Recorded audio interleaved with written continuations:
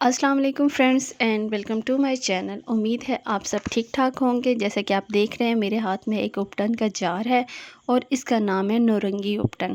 पहले तो ये बात है कि ये उपटन सदियों से दुल्हनें यूज़ करती आ रही हैं रंग गोरा करने के लिए, और शादियों से पहले इसको लगाने की बाकायदा एक रस्म भी की जाती है। लेकिन आपको इस वीडियो में मैं सिंपल तरीके से उपटन बनाना नहीं सिखाऊंगी, बल्कि इसके अंदर कुछ ऐसे इंग्रेडिएंट्स हम यूज़ करेंगे जिससे इसका इफ़ेक्ट जो है वो डबल हो जाएगा। इस उपटन को लगाने से आपको फ़ौरन ऐसे रिज़ल्ट्स मिलेंगे कि आप खुद ही हैरान हो जाएंगे।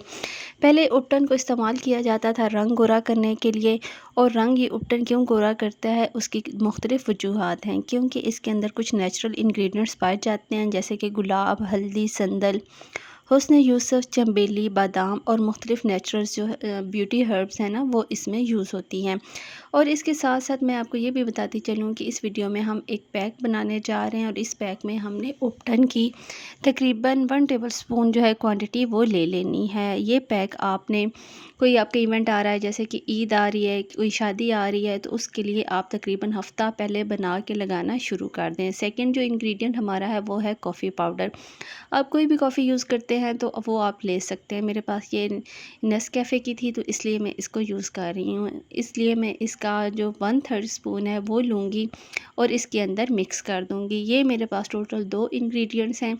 अब इसको मिक्स करने के लिए, अगर तो आपकी स्किन जो है वो बहुत ही ज़्यादा ओवर ड्राई है तो आपने इसके अंदर मिल्क डाल लेना है। लेकिन अगर आपकी स्किन नॉर्मल है या ऑयली है तो आपने इसके अंदर रोज़ वाटर जो है वो ऐड कर लेना है। रोज़ वाटर के टोटल इसके अंदर 3 से 4 जो चम्मच हैं वो शामिल हो जाएंगे और ये एक पेस्ट बन जाएगा।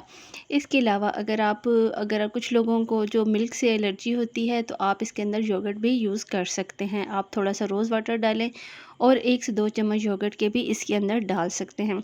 आपने जैसे उपटन बनाते हैं ना बहुत थिक सा, वैसा नहीं बनाना, बल्कि इसकी जो कंसिस्टेंसी है वो आपने थोड़ी रनी सी रखनी है।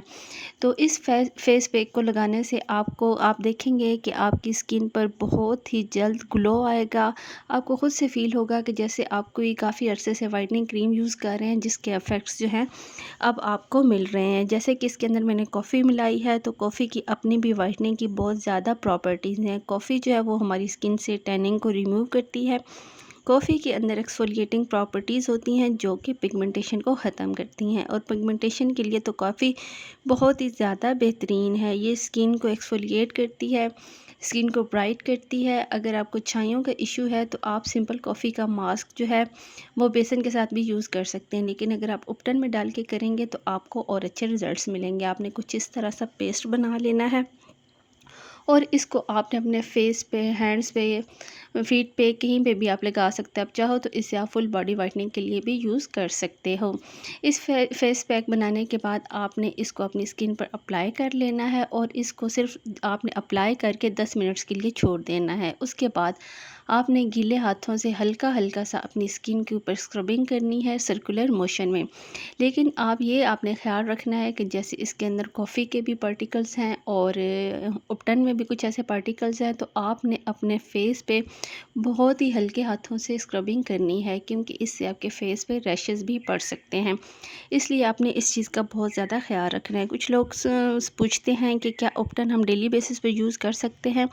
तो हाँ जी, उपटन को आप डेली बेसिस पर यूज़ कर सकते हैं, क्योंकि इसके अंदर सारे नेचुरल इंग्रेडिएंट्स होते हैं और उनका कोई साइड इफ़ेक्ट नहीं होता। लेकिन अगर आप डेली बेसिस पे उपटन यूज़ कर रहे हैं और आपकी स्किन जो है वो नॉर्मल है या ड्राई है, तो आपने लाज़मी ये कोशिश करनी है कि उपटन के बाद आप कोई मॉइस्चराइज़र अपनी स्किन पर लाज़मी लगाएं, नहीं तो आपकी स्किन जो है वो बहुत ज़्यादा ड्राई हो जाएगी और एक्सफोलिएशन की वजह से भी आपकी स्किन ड्राई हो जाएगी, जिसके लिए आप कोई अच्छा मॉइस्चराइज़र जो है वो साथ साथ यूज़ करें।